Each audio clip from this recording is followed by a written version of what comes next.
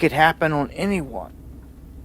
At this point, they reserve the right to use nuclear weapons if under... And why are they talking about nukes?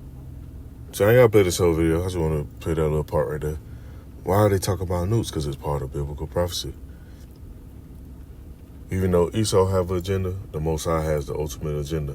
And just so happen, Esau is a chess piece in the agenda to show the Lord's power, to show how, okay, even though they try to move around and do certain stuff and they have this control for a season, when their season comes to an end, the Most High ultimately has to say so.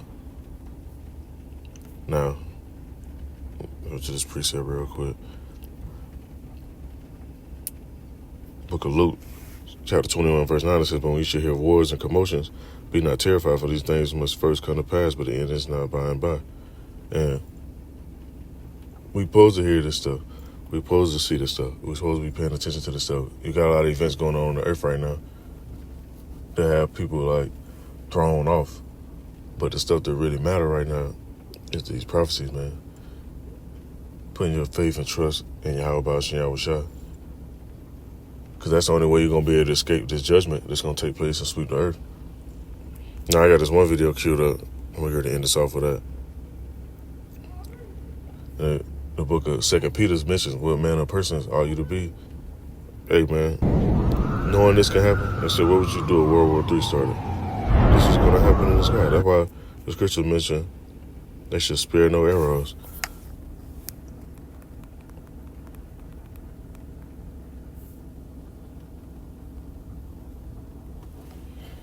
Book of Jeremiah, chapter 50, verse 14. See, these nations are going to gang up because they keep doing shit to one nation, then doing shit to another nation, then doing shit to another nation. Now they're putting out sanctions and doing this and that. It's a whole list of things that they keep doing.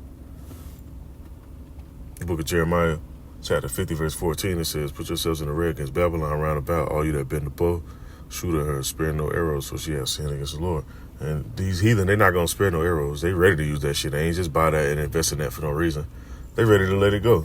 So there's only one thing on this earth that could melt elements on this earth and cause this type of destruction. And they keep mentioning it in the news.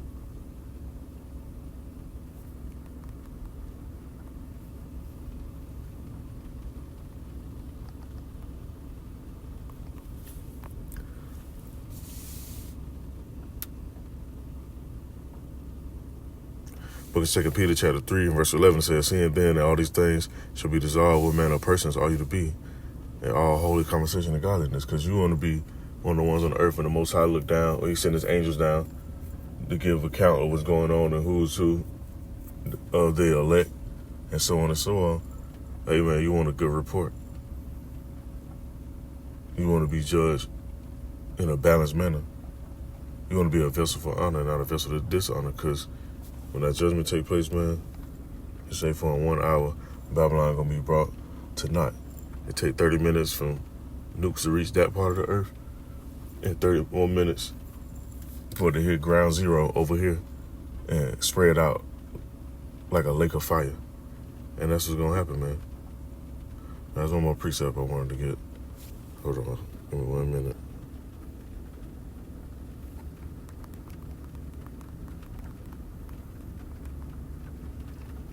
Book of Matthew, chapter 13, verse 41, it says, "The Son of Man shall send forth his angels, and they shall gather out of his kingdom all the things that offend, and then that which do iniquity." Salaki, that one is the one I was trying to look for.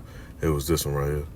It says, Book of Matthew, chapter 24, verse 31, it says, "And he shall send his angels with a great sound of a trumpet, and they shall gather together his elect from the four winds, from one end of heaven to the other end." And that's the only way you're going to be able to escape the judgment right here. And the way in no bunker. Elon Musk ain't giving you no space ticket. The elites ain't letting you in the underground shit in Colorado or in Virginia or New Zealand or none of that shit. You're going to have to have trust in Yahweh Shah and ultimately be of the elect.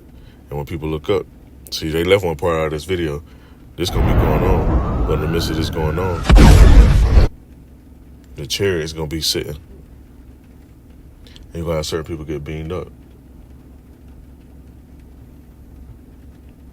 and be able to see the destruction of this place from on high, as it is written in the book of Revelation. So I just want to bring this out. Otherwise, outside is edifying.